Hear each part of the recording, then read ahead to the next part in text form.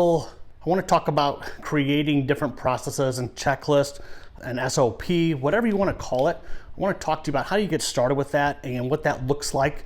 So we are going to do a little exercise right here. We call it chaos to clarity. So that's what we're wanting to do, right? That's why we're documenting everything and trying to put it down onto paper. That way we know exactly what needs to be done.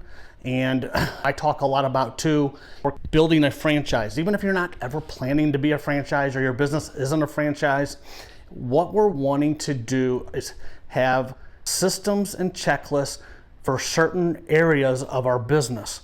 So let's talk a little bit about that. How do we do it? What does it look like? So I just vaguely put some of the main categories that you're going to see in a business. Obviously marketing, sales, operations, and accounting. Now, there's all kinds of different systems and checklists in a business, right? So in marketing, you might have all kinds of different things. Sales, there's all kinds of different steps too. Same thing with operations and accounting. Now, we're obviously talking about, for this course and for this class, we're talking about landscape lighting and the operations of the business. So we're gonna break this one down, and I'm gonna show you how you can do this into your own business here. And the big thing is, it's not going to be perfect. It doesn't have to be. We can continue to always change things, but there are things that we want to make sure that we're always doing, correct? So the first thing we got to do is, if you're trying to put these systems or checklists together, you want to have the mind frame of where you want your business to be, your future business. We want to build all the systems for what we want that business to look like. Where do you want to be? And rather if it's in 5 years or 10 years, a year, whatever, it doesn't make any difference. It's just where do you want to see your business? How does it look to you? How is it running? So you really want to dissect that and look at it. You're not going to build all the systems based on where your company is right now. There might be only 3 people in it, but your future business might need 10 people. We're going to build what the future business looks like. Then we'll step back after we decide what that looks like, and then we can talk about who's going to be doing what. So when you're dissecting any part of your business down, what you're going to do first when we're doing an exercise like this is you want to involve anybody that's maybe part of that particular process. So let's talk real quick on operations. We're going to talk about from the property walkthrough. We're going to talk about design planning. We're going to talk about the pre-installation. We're going to talk about the installation and post-installation. Oops, didn't do that right. Post-installation. So all these things have to do with the operation. So now what I want to do is I want to dissect this even a little bit further. So let's just talk about the property walkthrough, since that's our first one.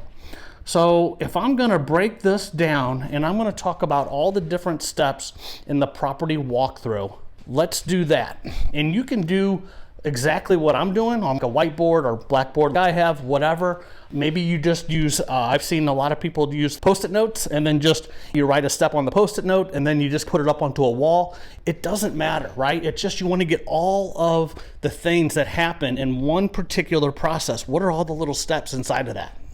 So the walkthrough, well, the one thing that we do is we show up and find out why they're wanting to do landscape lighting. So that's part of our process. We want to know the focal point, and I might misspell here because I'm a horrible speller.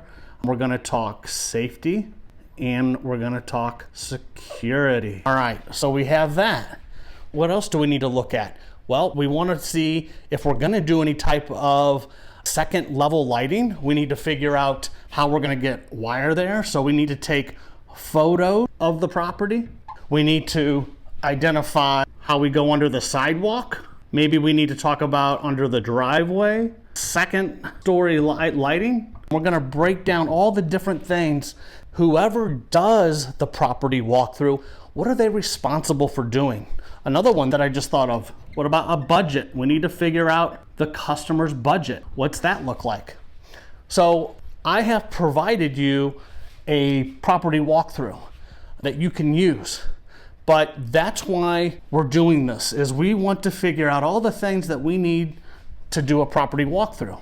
Then we can go into design planning and we can do the same exact thing. And all the checklists that I've provided for you to use, they're great resources to start from. But everybody's business is a little bit different. So you may need some additional steps in it. You may not need as many steps.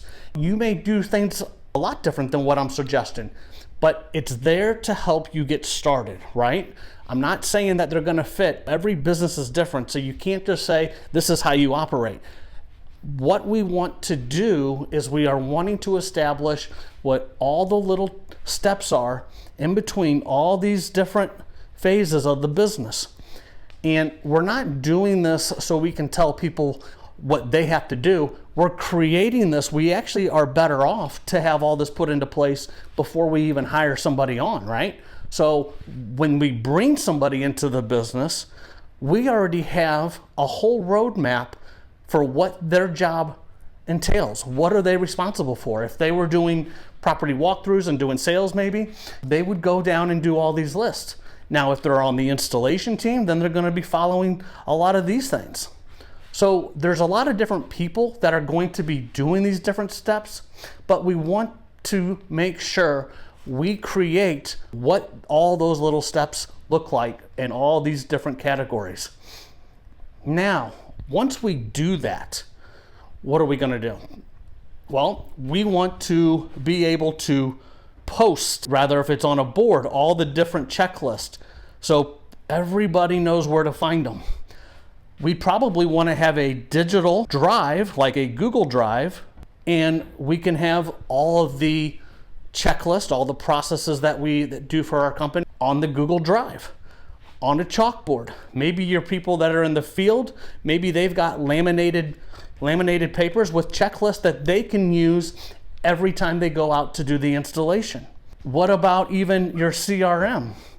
Depending on what you're using, there may be a way that you can integrate these checklists with the CRM, and they can then be issued to different employees, so those employees can fill out those checklists and put them into the CRM. These things take time, but this is how you are going to save time.